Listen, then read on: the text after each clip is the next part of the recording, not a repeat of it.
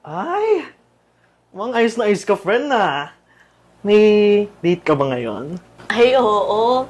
Niyaya kasi ako ni Ian lumabas. Coffee daw kami. Mukha namang mabait yung tao. Kaya pinagbigyan ko na, unlike sa mga ibang nagchat sa akin, ang babastos. Ay, talaga, friend. Pero, ingat ka ha. Teknik na ng mga lalaki ngayon yan. Kumari bait-baitan, pag nanliligaw. Pero pag naging sila na, sku! Lumalabas ng mga tunay na ugali. Mga mapagpanggap! Mag-ingat ka, friend ha. Pero, ang ganda mo ngayon.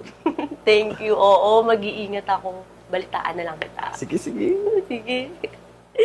Sige na, una na ako ha. Baka balita pa ako sa date. Nako, kabog.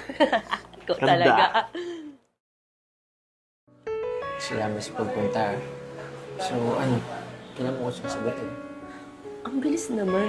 Bakit mo natanong yan? Sumama ka na sa akin eh.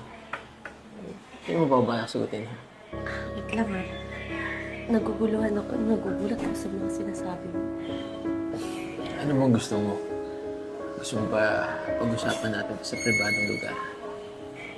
Ano ba? Bakit ba nagkakaganyan ka? Parang agresibo mo naman. Ikaw ang pakipot? Ano pa naman gusto mo ko eh? Tsaka wala akong babaeng hindi na kukuha. Kapal lang mo naman ang mukha mo. Sige na. Kung may araw ka rin sa akin, papayanin kita. Tingnan mo.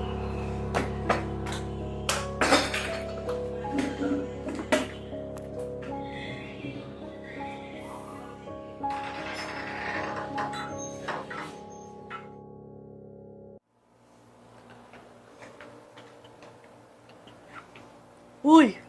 Anong meron? Nakakunot noo mo dyan. Friend, pinag-uusapan ka. Pinagkakalat ni Ian na may nangyari daw sa inyo. Pinag-uusapan ka dito sa GC naming mga diwata. Ini-explain ko naman sa kanila eh. Alam ko naman hindi ka ganun, di ba? Kaso itong Ian, ang mismo nagkakalat. Tama na nga dyan. Hindi worth it may pagtalo at ipagtanggol ako sa mga taong yan. Nasaan niyang iyan na yan? Kakausapin ko yan.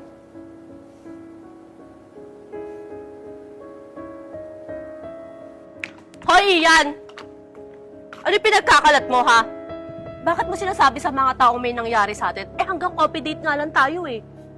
Di ba pinahiya mo ako? Sabi ko naman sa'yo, gaganti ako eh. Sa tingin mo, papalampasin ko yun. Pakasama mo. Porket alam mo mabait ako.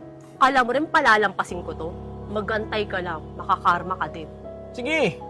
Tingnan natin kung saan yung kaya mo. Mag-aantay ako ah.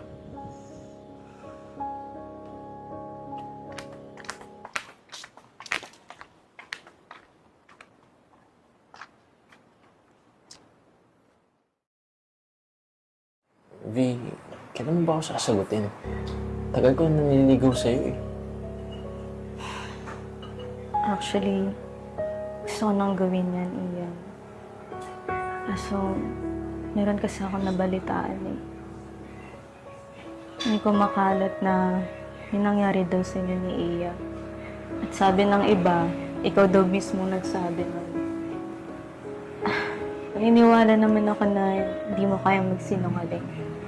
At naniniwala ako na mabuting klaseng tao si Iya. Kaya gusto kong malaman ang mula sa'yo. Oo, sige. May nangyari sa amin. Eh, hindi ko naman siya gusto eh.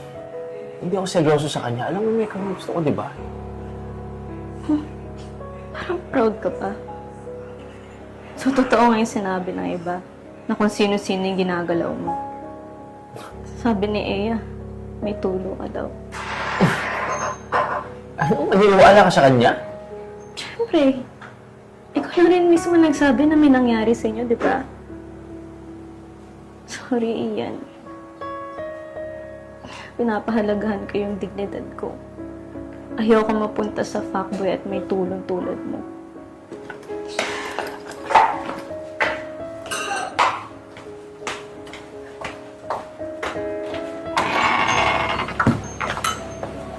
Ina. Ito na ako nga ba yung sinasabi ni Ena ka?